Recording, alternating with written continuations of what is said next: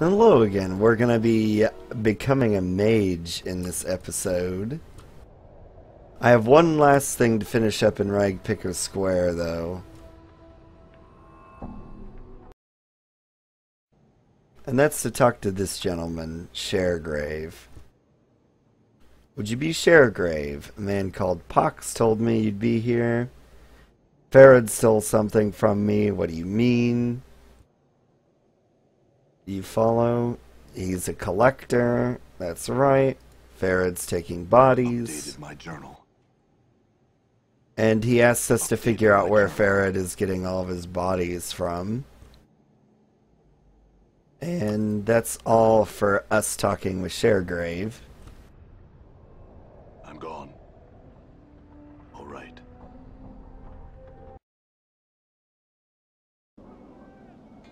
Now we're going to quickly run down here. I'm gone. And hit this little exit. And I think that'll take me exactly where I want to go.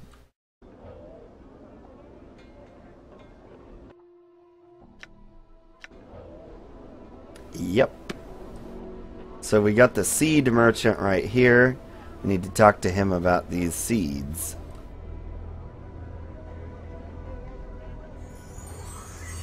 The man takes the seed, looks at it critically. As he presses it between his thumb and forefinger, he winces, and a small drop of blood appears on his thumb. Ah!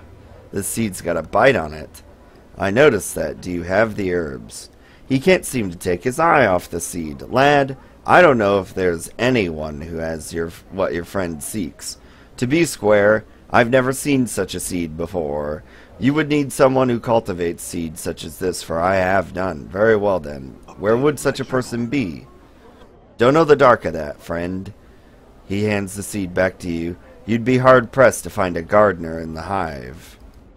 Alright, so normally you would be screwed. And that's sort of one of the things about this game that I really like. Is it's a throwback to the 80s era of RPGs where they give you tasks and you have literally no idea how to complete them. Whereas now, like, you would just run to this guy and God forbid he didn't have the seeds, but a quest marker would appear and send you to wherever you needed to go anyhow. And that's just annoying to me. So now we just pop off over into this little section here.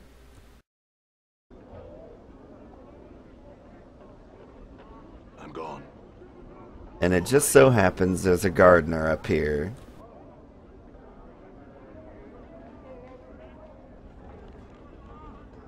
His name's Mourns for Trees. You see a tired-looking, sorrowful old man who's gazing at the ash-dead tree in front of him. He's mumbling to himself and tapping his chin as if trying to figure something out. Occasionally, he shakes his head sadly. Greetings. He seems momentarily startled as you interrupt his train of thought. He speaks in a calm, unhurried tone, but one full of sadness. Oh, greetings to you too, friend. How's this day find you? It finds me miserable. He seems to become even more downhearted. That's too bad, friend. Sorry to hear that. Hope your fortune improves. He seems about to turn back to the tree. He shrugs slightly and offers a bit of a smile. Fortune finds me well, though I'm saddened just the same. Why's that? He pats the tree beside him. It's the trees here in the hive. They're dying, friend, and no one cares. Seeing the look on your face, he holds his hands up as if to silence you for a moment. It may not matter to some, but it's important to me. I feel it's a shame to see the last tatters of life and beauty in this ward left, uncared for, to die. Can you understand that? Yes, you're right. It's a sad thing. He seems surprised and blurts out, Really? Oh, I mean wonderful. Perhaps you would. He pauses and seems suddenly suspicious. He recomposes himself, speaking his usual slow manner. In any case, that's good.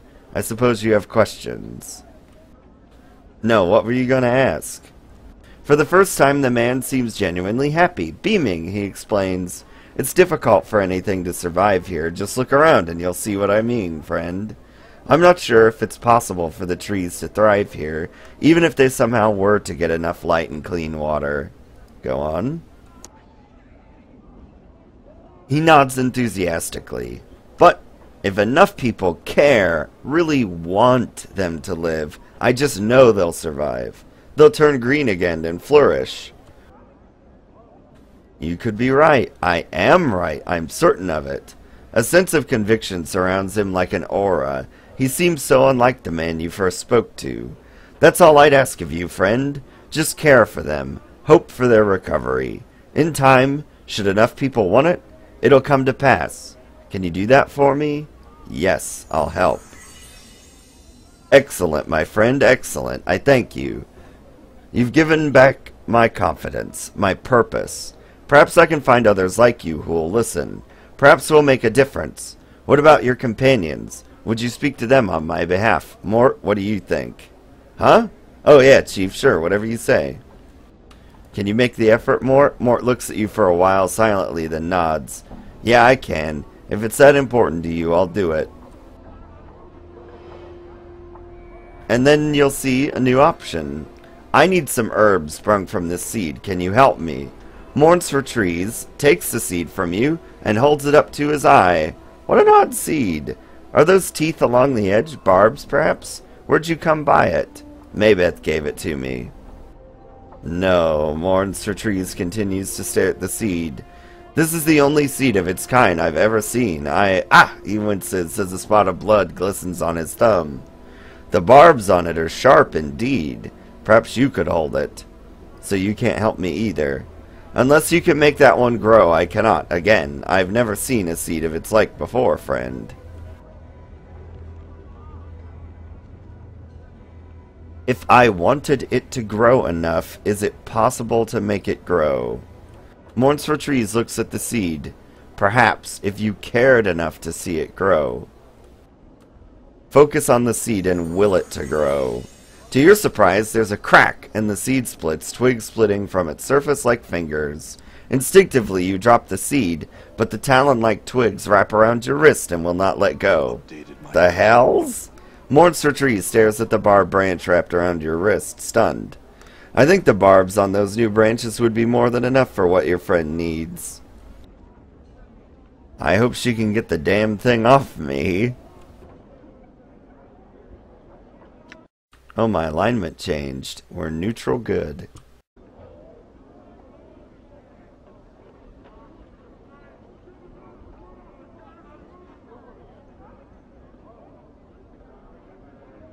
Oh, I accidentally talked to someone. What's going on? 'Tis me, brother. Alright. It's these guys right here. Uh-oh. Problems ensue.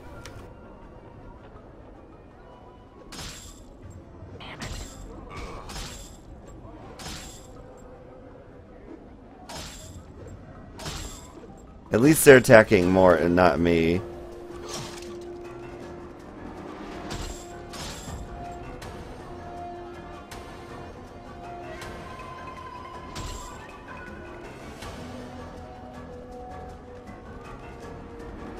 Seriously? More?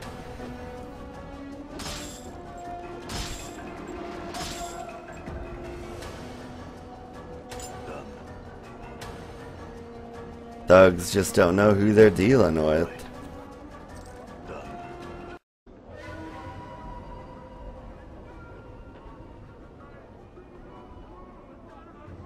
So these guys are arguing, and you just tell him she doesn't want you to fight, and either of you hurt, and scaring her, so on. Glad to see that everything is better.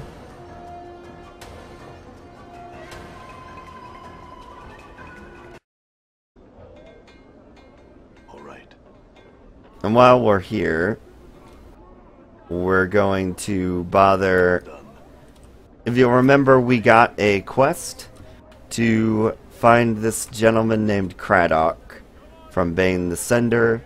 Here's Craddock. You, Craddock, I come with a message. What's the problem? Do you need any help? July, where did he go? I'll find him for you.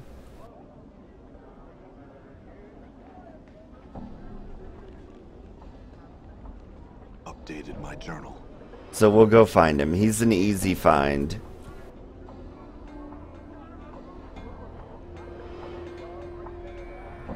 I tried to keep this episode organized. I came into it with the best of intentions. But already I'm distracted. Done. And that's July. And he tells him... So Craddock says that he needs July. And he tells you to tell Craddock to go stick it. And that he's not working for him anymore. Done. So we'll tell Craddock. I found July. I'm going to lie. My journal. Understood. So I do a little work for him. Farewell then. Stronger. Ooh, and I leveled up. More thief points. So we're just gonna push them all into pickpocket. Alright. Done. And now we're just gonna make our way back to Mebbeth. I'm gone.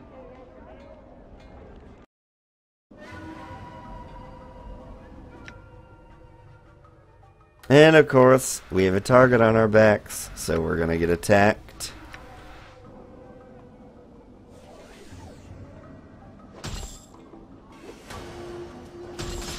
And there's a kill.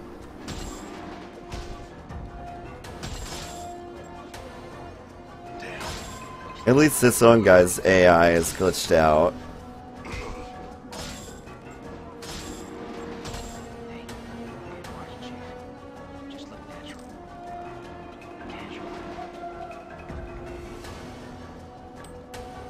Alright.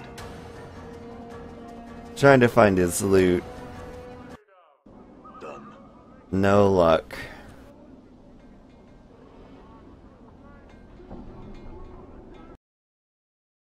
Done. Okay, almost to Mebbeth.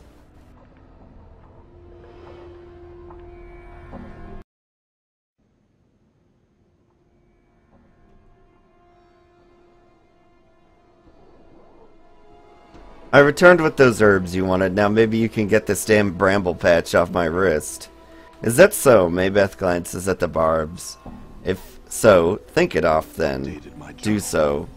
Creaking and snapping, the black barb branches unravel themselves from your wrist and form into a tangled ball of brush and twigs. It looks like a nest of dead black snakes. Mebbeth snorts. Think it into a picture frame or some such, something with more structure and less angles. Concentrate on the ball and imagine it a picture frame. The branch ball creaks, the twigs bending and twisting until the branches have bent themselves into a small picture frame. 2 handspans on a side.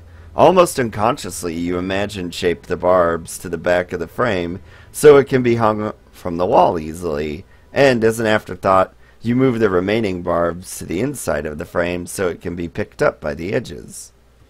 Mebbeth stares at the frame for a moment, then cackles. Ha! Square enough it is. Good work, child. Good work. She picks up the frame and scrutinizes it. This'll do nicely.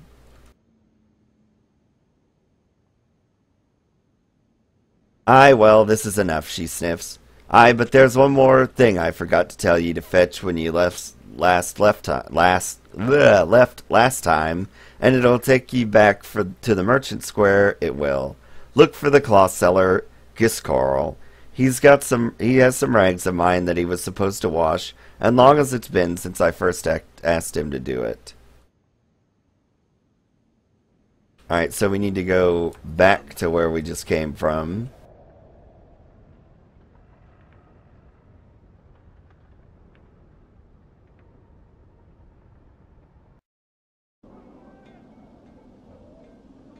Done.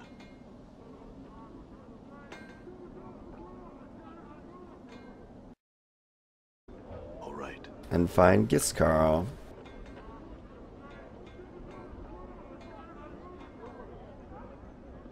Who is right here? And Giskarl's a weird dude, and he's really scarred up and badly burned, and his mind is kind of gone.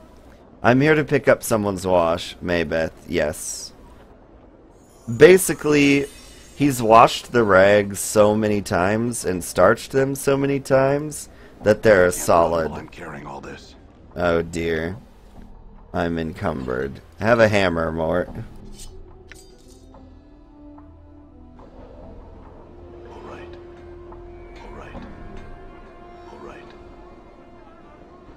And that's it for that little part of the quest, so we're just gonna run straight back to Mebbeth.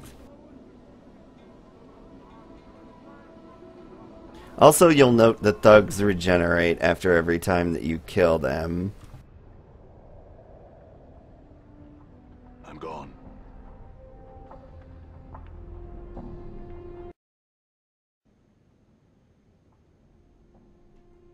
I bought your wash. I think Giskarl was a little heavy on the cleaning ritual, though. She takes the stacks of starch green rags from you and she examines them. At least they won't tear, she sighs, or bend. What was with the cloth merchant? Mebbeth is still turning the cloth over in her hands. Well, child, sometimes one burns with the art, and other times the art burns ye. Is that what happened to him? Mayhap. There's some's for who using the art is like breathing. They strolls about with pointy hats and stinkweed pipes. Then there's hedge wizards and plain-touch gypsies and fortune casters and half-seers and midwives who flicker with the art. Them have a harder time of it, and Giskarl was one of 'em. Aye, so to speak. In some ways he's no different now than he was. Addicted to habit and ritual he was. She sets down the stiff rags. They clunk as she places them on the floor. Aye now, there's one last thing I need from you. What do you need? Only this. I need some inks for scribbling, some ingredients in one of me cookery books. I'll need you to fetch some from one of the merchants. Kusayai be her name. Alright. My journal. I'm gone. So now we get to go back to the market.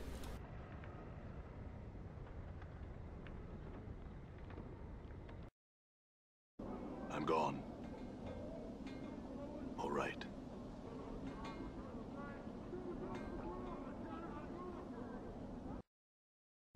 I'm gone. Lots of running around in this quest, but it's totally worth it. Right. Done. And there's Kusayai.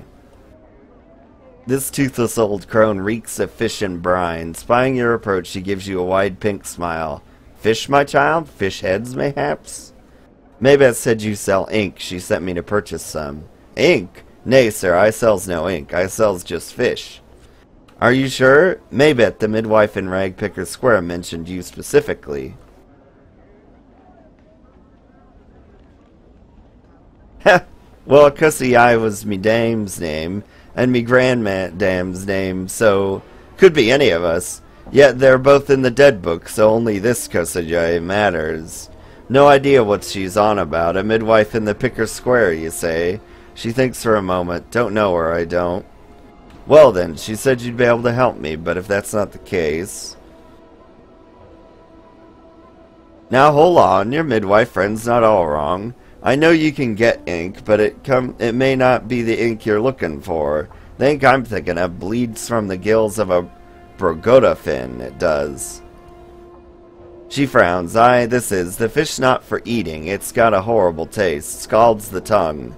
You can ask Miriam. She pitches her fish cell down the street a southerly way.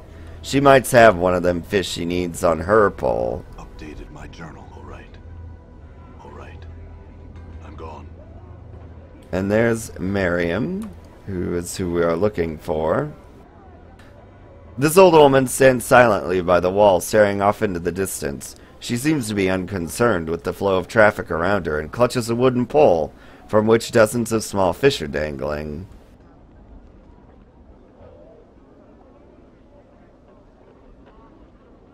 Ask her for the Pagoda fin. Aye, that fish is a strange one, and it's not many have heard of it, unless they'd want to eat it. Difficult to kill, and even in death, it still seems to live. Not many want to latch their teeth around something that still writhes. Do you have one? Aye. But the ink you'll need something to carry it in. Have you a bowl or a cup? And we don't, so we need to go get a bowl or a cup. And there's this merchant here who sells stolen goods. And she also flirts with you throughout. And I'm looking for the cheapest one you have. And the one she gives you looks like it was used to batter in someone's skull. Done. And here we go. I bought this tankard, put the oil in it, or the ink rather, and there we go. Level Mort up really quick while we're here. And now I'm going to take a roundabout route.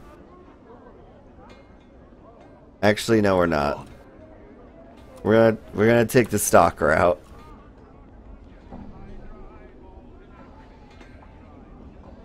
All right. And just head on back to Mebbeth.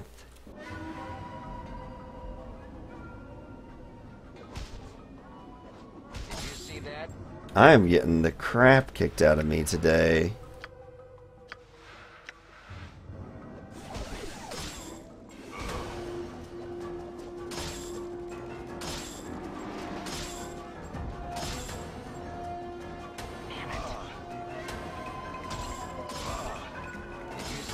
There we go. I think we'll just loot these guys because that other one just ran off. They do that from time to time.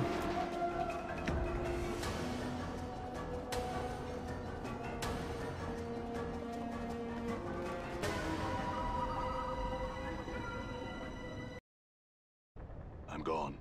I'm gone. Done. Done. Done. And there we go. Back to Mebbeth.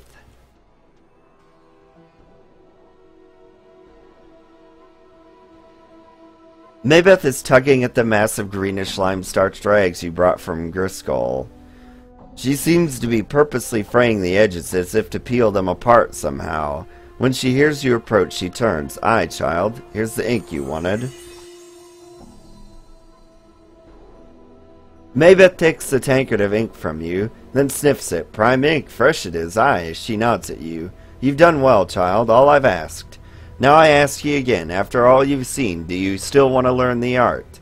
Yes, after all, the guiding goal of your errands was to test my persistence, was it not? Mebbeth smiles. Yes, mayhap, child, mayhap. And that's not all. You knew who I had to see to accomplish each errand, didn't you?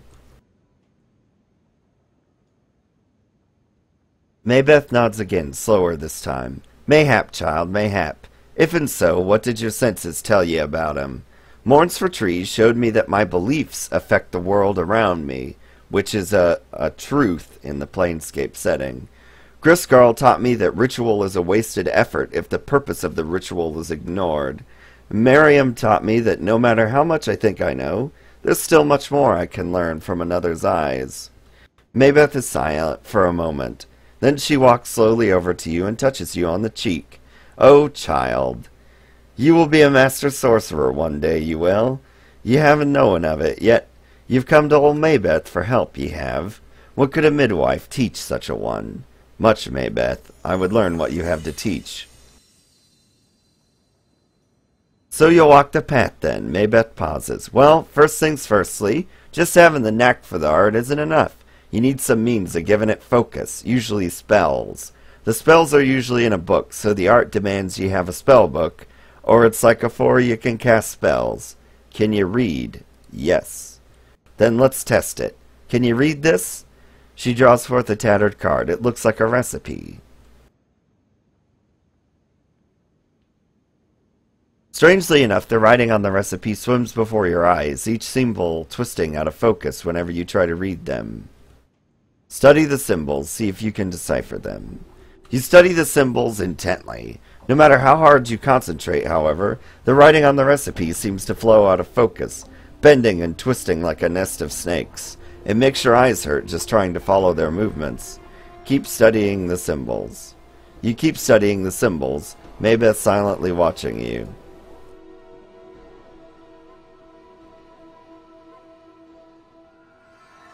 As you're about to give up and turn away, you relax your eyes and take in the page all at once. As you do, the symbols suddenly bleed together. The recipe lists measurements, ingredients. It appears to be some sort of a minor divination. This is a minor divination, isn't it? It looks like it's a spell that allows the user to see the nature of an item, to see whether it's enchanted or not. Mebbeth's eyes widen. Who are you to test old Mebbeth so? Are you some fiend? What's wrong? Well, not expecting it, I was. She nods at the recipe and plucks it out of your hand. What you see, it's written in the language of the art. If you're not a mageling yet, it should be all a swirl jumble of mishmash. She snaps her finger. Yet clear as crystal, you pluck the sense of it right up. Mayhaps you tell old Mebbeth why is that. I think I may have known once, but forgot. Or else a natural gift you may have, no matter, no matter. You've just shaved seasons off your learning, you have. Mebbeth humps. And I'd been looking for someone to handle the chores around here. If you need help, I'll help you. No, don't worry yourself. Well, you can read spells well enough, but spells are no good to you without a book. Mebbeth glances around the hut, and then she catches sight of the black barb picture frame you made. She picks it up carefully and studies it. This'll do. That thing, it's just a frame. Ah, but so are ye, child. Still holding the frame, she picks up one of the starched rags you got from Giscorl. With a yank, she pulls off the greenish starched surface film. It flutters in the air like a wispy bit of cloth. Whatever Giscorl uses in the wash, it works better than curing, stretching, and stoning does on a normal rag. Can't afford parchment, I can't. She takes the starchy film and pulls it over the black barb frame, latching the rag's edges onto the hooks around the frame until it looks like a small greenish-black painter's canvas. It's missing something. Well, it needs something painted on it. Aye, or written on it. She takes the tankard of ink you've given her and sets it down next to her. She dips one of her fingernails into the tankard and draws it out, mumbling to herself. She begins to scratch symbols onto the frame one by one, still mumbling. All's done. Mebbeth stands, drying her ink-stained fingernail on her robe.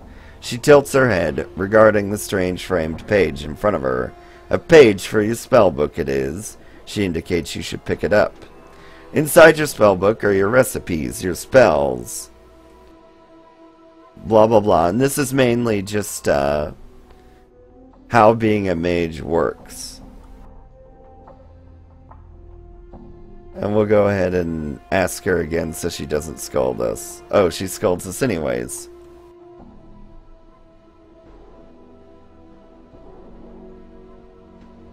And this is just like game. It's, and then she asks a question. So if you want to use the art to say mend something twice. Okay, twice. Mebbeth nods. Alright. Updated my journal. And this is all mainly just like fluffed up game text. I couldn't carry anymore, so I had to drop it. I couldn't carry anymore, so I had to drop it.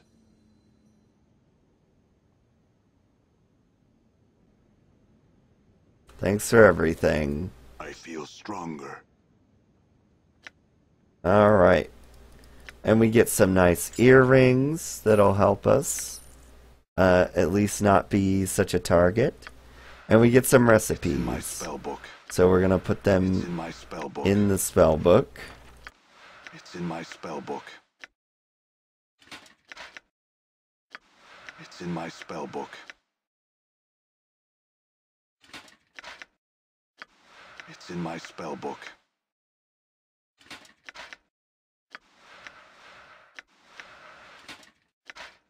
Alright, and there we go. We've got everything in the spell book.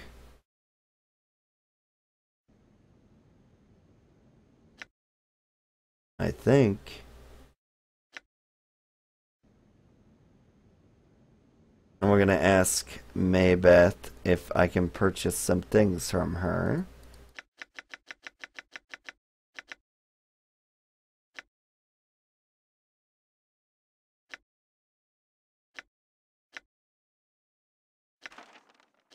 And those are basically our two essential spells. It's in my Friends spell book. It's and in my spell book. Magic Missile. And I think we don't really have anything to identify beyond this this earring.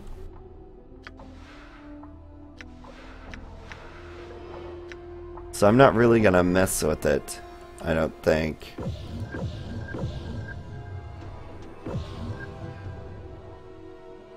Mebbeth also lets you sleep here.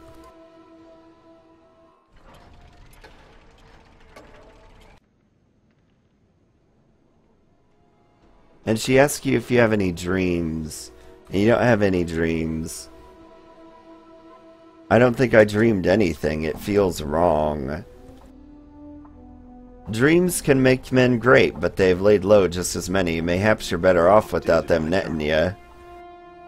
Well, dreams or no, I'm not one to change the nature of a man. Have you slept enough? Now that's a bit of an illusion. So, what can change the nature of a man is sort of the theme of this game. And you'll note that Mebbeth just alluded to it. So now we're a wizard type, and as you can see, we're just a level 1 wizard type, so we need to level up. That'll give us some more spells, I'm pretty sure. Blood Bridge isn't particularly useful, for me anyways, but we'll go ahead and memorize it for now. Eventually we'll get better second level spells. But now we're a mage, and I'm just gonna clean up one task before we move on to the next part of the game. I'm gone. And that's, we've finished Bane the Cinder's little quest, so we're gonna go Done. finish that up.